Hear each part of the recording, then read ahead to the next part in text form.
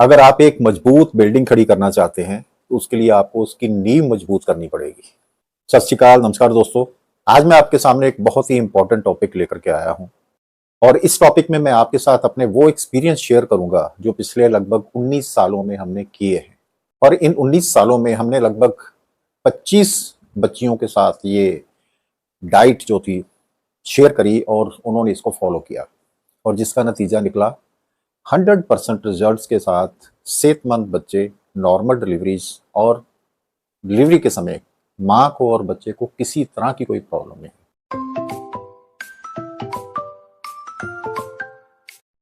Charity begins from the home. हमेशा कोई भी एक्सपेरिमेंट करना चाहिए तो घर से होना चाहिए।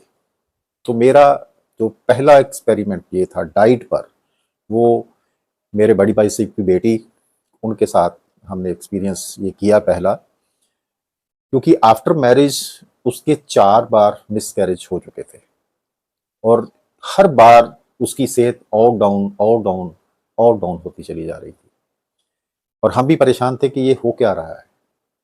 देन हमने उनके जो इन लॉज हैं उनके साथ बात करी और कहा कि एक बार हम ये डाइट से ट्राई करेंगे तो फिर देखते हैं क्या रिजल्ट आता है। तो वो भी एक हेल्दी बच्चा चाहते थे तो उन्होंने भी यस कर दिया और हमने फिर वो डाइट शुरुआत उसकी जो सुबह से लेकर शाम तक हम देते थे वो आपके साथ मैं बताऊंगा, जिसको आगे फिर चल करके मेरी अपनी खुद की दोनों बेटियां, उनके बच्चे भी और भी हमारे रिलेटिव जितने भी हैं, जैसे जैसे फिर उनको पता चलता गया तो सब इस चीज़ को फॉलो करते गए और हर घर में नॉर्मल डिलीवरी के साथ बिल्कुल हेल्दी बच्चे आज खेल रहे हैं। और वो एक्सपीरियंस ऐसा रहा है कि जो जो बड़ा बच्चा है हमारा वो तो 18 साल का हो चुका है और वो बेटा आज तक कभी बीमार नहीं हुआ, मैं बड़े प्राउडली कह सकता हूँ। और जितने भी बच्चे आए हैं इस तरह से जो फॉलो करते रहे हैं और आज तक पूरी तरह से स्वस्थ हैं, उनको कभी भी कोई भी छुटमुट प्रॉब्लम उनको कभी आई ही नहीं। सुबह का जो टाइम है सबसे पहली जो शुरुआत होती है वो होती है 2 गिलास गुनगुने पानी के साथ। जैसे ही सोकर के उठे, तैयारी पहले से होती है, रात को ब्रश करके बच्चियों को कहा जाता है सोइए, रात को दांत साफ कर लिए, कोई भी गंदगी मुंह में नहीं रहना चाहिए ताकि सुबह आपका जो सलाइवा है मुंह में वो बिल्कुल हेल्दी हो, उसमें किसी तरह का बैड बैक्टीरिया नहीं होना चाहिए। तो वो कुदरत ने दी हुई सबसे बड़ी मेडिसिन है हमारे पास, तो वो सलाइवा चाहिए और सुबह उठते ही 2 गिलास पानी के साथ वो मुंह में जो सलाइवा है उसको बॉडी के अंदर लेना है। पानी गुनगुना और वो पानी चाहिए मटके का, 24 घंटे के लिए घड़े में रखा हुआ पानी, क्योंकि घड़ा एक बड़ी कमाल की चीज़ है जो पानी को ऑक्सीजनेट कर देता है, यानी कि उसमें ऑक्सीजन डिसॉल्व कर देता है, जिससे वो पानी बहुत ही बढ़िया अल्कलाइन हो जाता है। तो डिसॉल्व ऑक्सीजन वाला पानी सबसे बेहतर माना जाता है। तो वो घड़े का पानी सुबह 2 गिलास गुनगुना करके, उसके आधा घंटा बाद दिए जाते हैं ग्रीन लीव्स, 35 से 40 ग्राम हरे पत्ते। अगर गर्मियां हैं तो मुरिंगा के पत्ते, कड़ी पत्ता और पुदीना, ये 3 पत्ते। अगर सर्दियां हैं तो धनिया, पालक और मेथी, ये पत्ते 35 से 40 ग्राम। अब इनको रखने का मेजर रीजन जो है, ये हाईली अल्कलाइन डाइट होती है, साथ ही आयरन का बहुत रिच सोर्स। तो एक गर्भकाल के दौरान माँ को बहुत अच्छा आयरन चाहिए ताकि उसमें कभी भी ब्लड की कमी ना हो। तो ग्रीन लीव्स से शुरुआत होती है। अल्कलाइन होने की वजह से जो रात का बचा हुआ खाना जो पचा नहीं है उसमें जो एसिड्स बनते हैं वो भी न्यूट्रल हो जाते हैं और बॉडी में एक एनवायरनमेंट तैयार हो जाता है बिल्कुल सही डाइजेशन के साथ आगे चलना। क्योंकि अक्सर बच्चियों को प्रेगनेंसी में वॉमिटिंग स्टार्ट हो जाती है, कोई खाना खाती है तो फटाफट वॉमिटिंग हो जाती है। तो हमने देखा अगर ये हम कर देते हैं तो बच्चियाँ बड़ी अच्छे ढंग से हर खाने को डाइजेस्ट कर पाती हैं, अब्जॉर्व कर पाती हैं। तो सुबह ग्रीन लीव्स, उसके बाद उनको कहा जाता है कि थोड़ा सैर, जो भी एक्सरसाइज कर सकते हैं वो करिए और लगभग 1.5 घंटे बाद फिर जो फर्स्ट बड़ा खाना है वो है फ्रूट्स।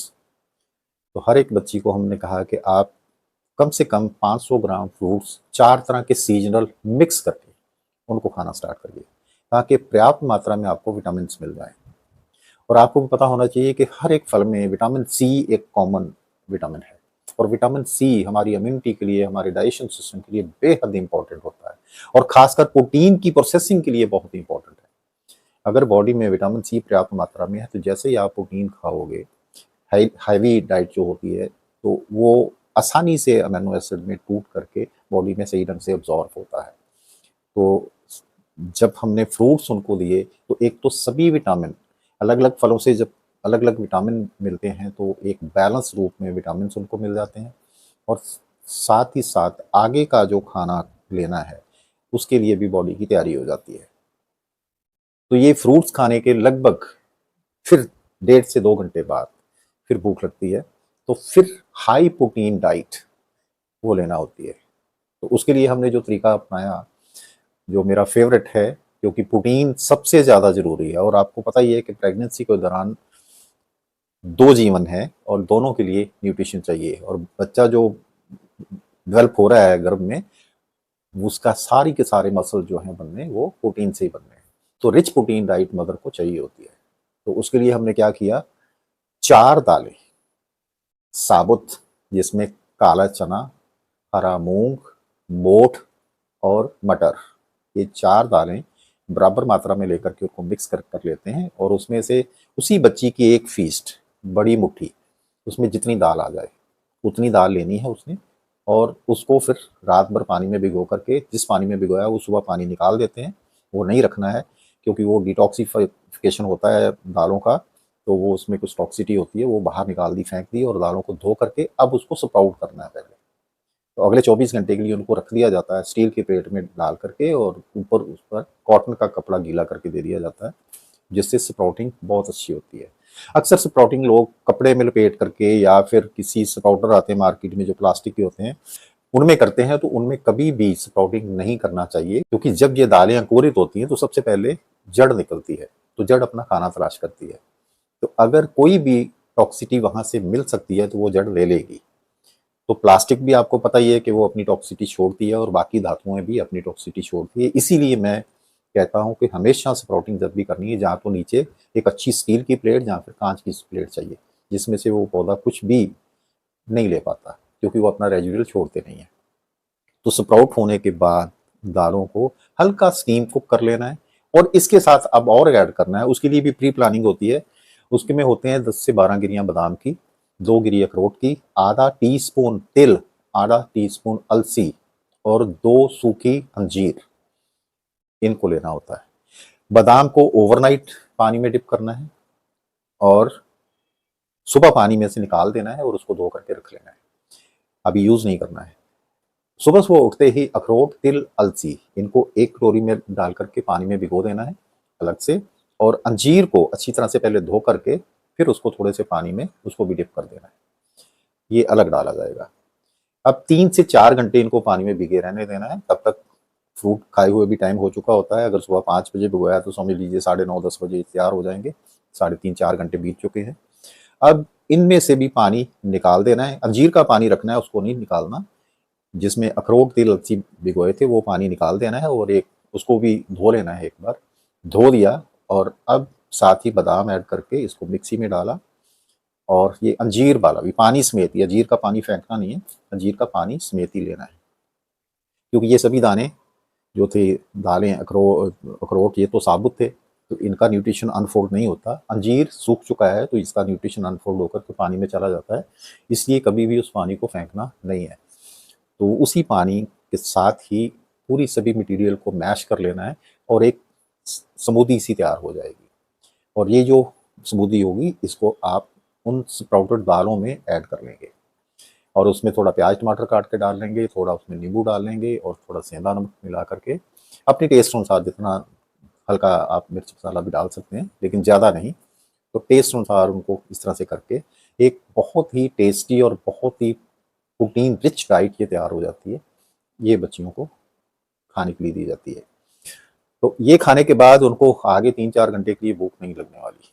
तो मान लीजिए ये 9:30-10 बजे अगर खाई है, तो आगे लंच तक तो ये भूख नहीं लगने वाली। तो भूख जब लगेगी तो लंच और डिनर में हम रिकमेंड करते हैं कि पहले आप सैलड लीजिए, 250 से 300 ग्राम सैलड पहले ले लेना चाहिए, और वो भी 4-5 तरह का मिक्स करके। ठीक है, तो पहले डिटॉक्सिफाई किया हुआ सैलड पहले खाना है, उसके बाद जो है बाकी भूख जो है उसमें आपने बाकी खाना। जिसमें सब्जियां होंगी। अगर कोई आप वैसे दाल पका के लेना चाहते हैं या राजमा लेना चाहते हैं, चना लेना चाहते हैं, तो उसमें वो, लेकिन वो भी धीमी आंच पर पका हुआ, और जिसमें तेल तड़का ज़्यादा ना हो। तो इस तरह से उसको पका करके, और रोटी जो है हम रिकमेंड करते हैं कि आप मिलेट्स की लो। आप गेहूँ या ज़्यादा जो वाइट राइस है उसको नहीं लेना, ज़्यादातर लोग मिलेट्स की, थोड़ा गेहूँ ऐड कर लो उसमें मिलेट्स में, लेकिन बराबर मात्रा में। जैसे 3-4 मिलेट लिए, उसमें थोड़ा गेहूँ भी डाल लिया, तो उनका मिक्स का आटे की रोटी या उन मिलेट्स का दलिया और सब्जियां खूब सारी सीजनल, वो साथ लेकर के ये लंच, लेकिन उससे पहले सैलेड। तो इस तरह से लंच पूरा हो जाएगा। और डिनर में फिर ध्यान रखना है कि सोने से कम 2.5 घंटे पहले डिनर करना है, और उसमें भी 200 से 250 ग्राम पहले सैलेड खाना है। वो भी 3-4 तरह का मिक्स करके, जो भी सीजन में उपलब्ध है वो रॉ। और उसके बाद रात को मैं हमेशा कहता हूँ कि रोटी मत खाओ, आप ओट्स का दलिया बना लो, चाहे बाजरे का दलिया बना लो, आप कोदो का बड़ा अच्छा दलिया बन जाता है, वो बना लो। तो वही, और उसी में कुछ काट के सब्जियां भी मिला लो, और दलिया के साथ ही सब्जियां भी पक जाएंगी, और ये वाला खाना रहेगा। इधर लंच जो है उसमें कर्ड या फिर केफिर जरूर रखो, और कर्ड जो लेना है वो एनिमल मिल्क का नहीं चाहिए। उसमें के लिए मैं 2 दूध रिकमेंड करता हूँ, एक पीनट मिल्क और एक सोया मिल्क। दोनों की रेसिपीज चैनल में दी गई हुई हैं, वहाँ से सीख लीजिए कैसे बनाना है, बड़ा आसान तरीका है, और सबसे इकोनॉमिकल ये दूध भी पड़ते हैं, और बहुत ही हेल्दी है। दोनों दूध बना लीजिए 1-1 लीटर, और दोनों को मिक्स करके उसका कर्ड बनाइए, बहुत शानदार नहीं बनता है, और उसी को यूज़ करिए।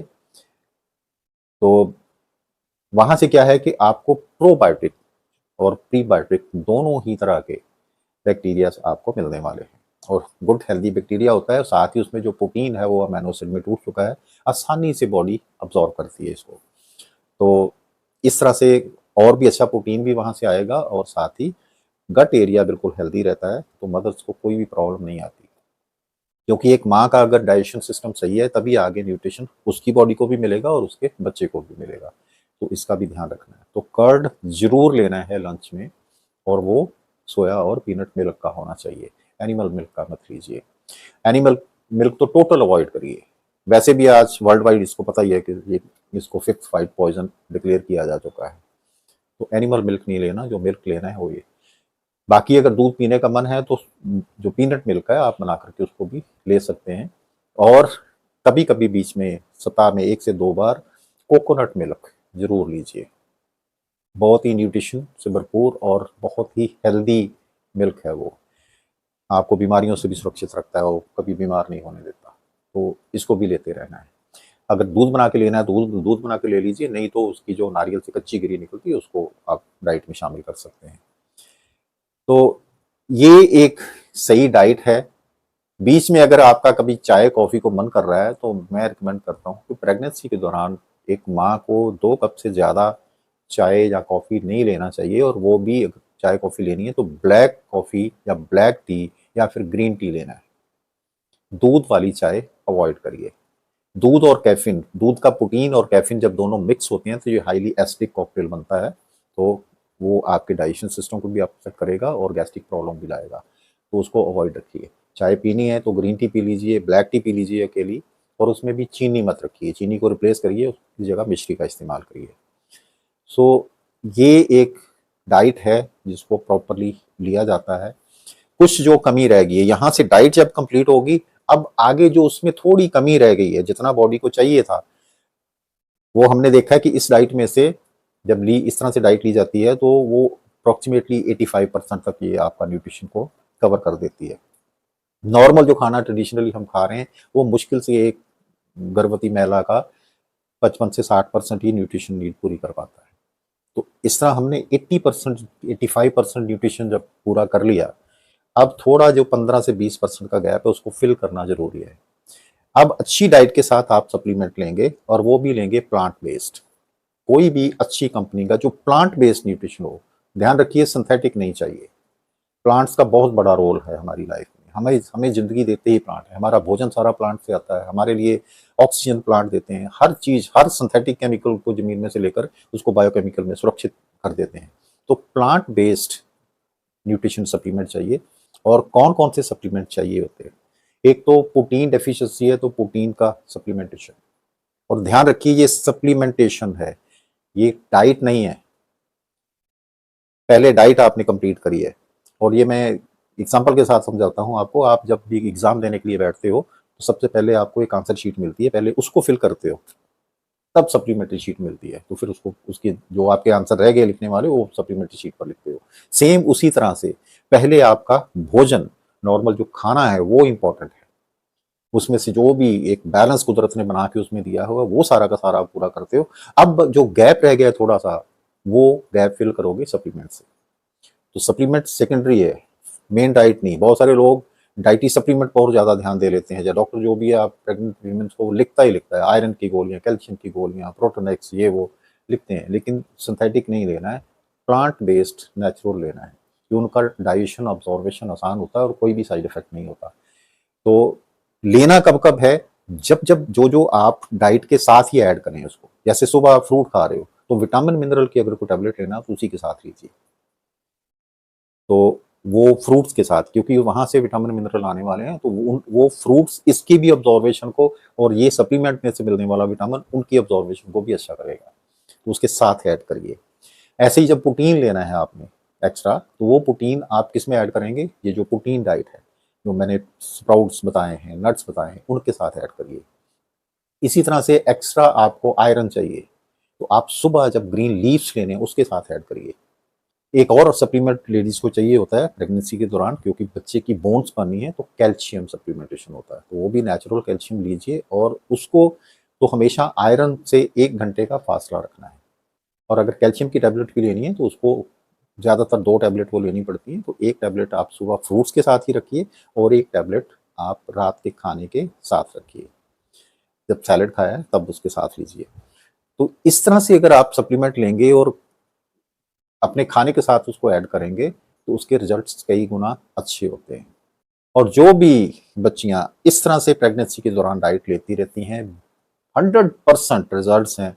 नॉर्मल डिलीवरी, बिल्कुल सेहतमंद बच्चे जिसमें कोई डेफिशिएंसी नहीं, कभी उनको पीलिया नहीं होता, कभी कोई और कॉम्प्लिकेशंस नहीं होते। मदर इतनी जल्दी उनकी आफ्टर डिलीवरी हीलिंग होती है कि कमाल की। हमने ये देखा कि जो बच्चियां इस डाइट पर जाती हैं, हम बीच-बीच में साथ, क्योंकि मेडिकल टेस्ट करवाना ज़रूरी होते हैं, आज की डेट में सुविधाएँ हैं तो लेनी चाहिए। तो जब टेस्ट करवाते थे तो इतने एक्यूरेट टेस्ट उनके सभी के आते थे बच्चियों के, कि डॉक्टर भी देख कर के हैरान होते थे कि भैया आप कर क्या रहे हो? ये इतने एक्यूरेट टेस्ट तो आज की डेट में आते ही नहीं हैं। किसी तरह की उनमें कोई कमी नहीं निकलती थी। सो आप भी इसको आज़माइए और फिर देखिए रिज़ल्ट्स। सो ये आज की जो इन्फॉर्मेशन, यहाँ मैं इसको विराम देता हूँ। अगर ये सारी इन्फॉर्मेशन आपको अच्छी लगी हो तो वीडियो को लाइक करिए, दूसरों के साथ शेयर करिए, ताकि उन तक भी ये इन्फॉर्मेशन पहुँचे और लोग उसका फ़ायदा उठा सकें। नए लोग जो पहली बार चैनल को देख रहे हैं वो चैनल को सब्सक्राइब ज़रूर करें और बेल आइकन दबा लें, ताकि आने वाले वीडियोस के नोटिफिकेशन आपको मिलते रहें। आइए मिलजुल करके बनाएं एक हेल्दी दुनिया। मिलते हैं अगले वीडियो में एक और जानकारी के साथ। तब तक के लिए दीजिए इजाज़त। सत श्री अकाल, नमस्कार।